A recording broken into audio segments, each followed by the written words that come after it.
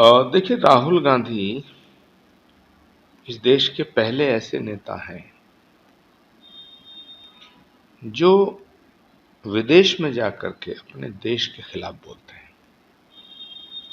पूरी दुनिया में कोई ऐसा नेता मुझे आप बताओ जो अपने देश की बुराई विदेश में जाके करता हो। राहुल गांधी अकेले ऐसे हैं। जब भी भारत से बाहर जाते हैं, वो अमेरिका में जाते हैं, वो यूनाइटेड किंगडम में जाते हैं, वो गल्फ में जाते हैं, वो इटली जाते हैं, वो जहां भी जाते हैं, उनका वन पॉइंट एजेंडा है कि वो भारत के खिलाफ बोलते हैं। कभी वो नरेंद्र मोदी के खिलाफ बोलते हैं तो भारत के खिलाफ बोलते हैं, कभी वो आरएसएस को टारगेट करते हैं तो आरएसएस को टारगेट करते करते भारत की संस्कृति के खिलाफ बोलते हैं, भारत की संस्कृति और सभ्यता के खिलाफ बोलते हैं, सनातन के खिलाफ बोलते हैं। तो मुझे लगता है कि देश की जनता को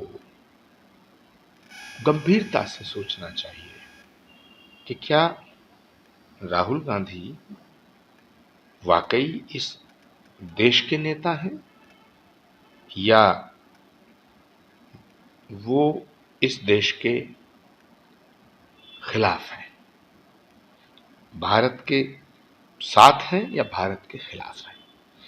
इस विषय पर भारत की जनता को अब गंभीरता से सोचना चाहिए और कांग्रेस के उन नेताओं को भी सोचना चाहिए जो कांग्रेस पार्टी को देश के उत्थान के लिए और देश की एकता के लिए जिन्होंने कांग्रेस पार्टी के लिए बलिदान दिए हैं, अपना जीवन दिया है।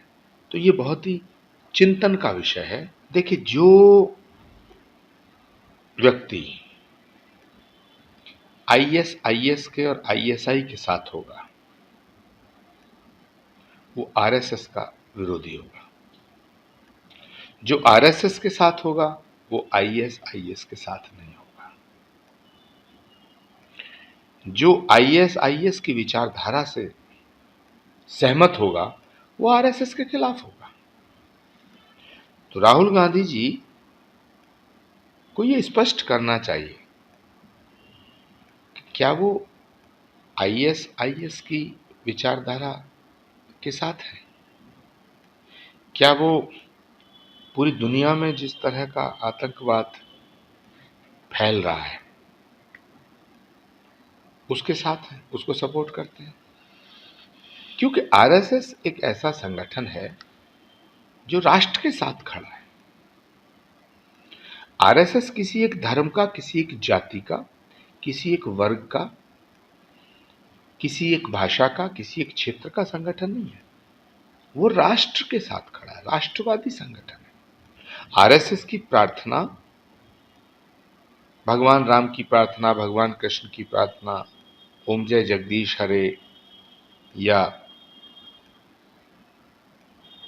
या नमामि शमीशान निर्वाण रूपम विभुम व्यापकम ब्रह्म वेद स्वरूपम, ये नहीं है।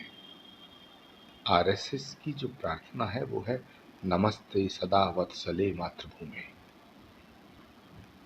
मातृभूमि की जो बात करता है, मातृभूमि की जो पूजा करता है, मातृभूमि की जो वंदना करता है, ऐसे संगठन पर हमला करना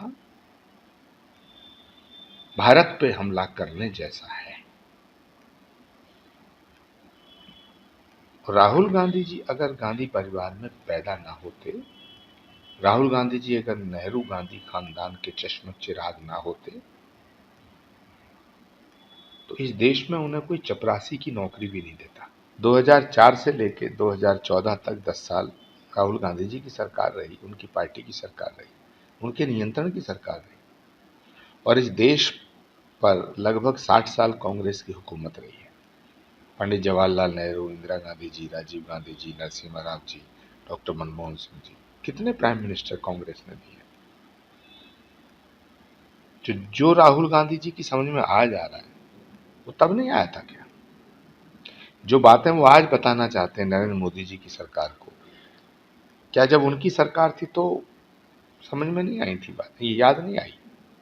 आज भी जिन राज्यों में उनकी सरकार है वो हर घर में नौकरी दे देना, कौन मना कर रहा है? बेरोजगारी खत्म कर दें, तेलंगाना में बेरोजगारी खत्म कर दें, कर्नाटक में बेरोजगारी खत्म कर दें, हिमाचल में बेरोजगारी खत्म कर दें, क्यों नहीं करते? राहुल गांधी जी के ऊपर एक कहावत फिट बैठती है कि हाथी के दांत खाने की और हैं, दिखाने की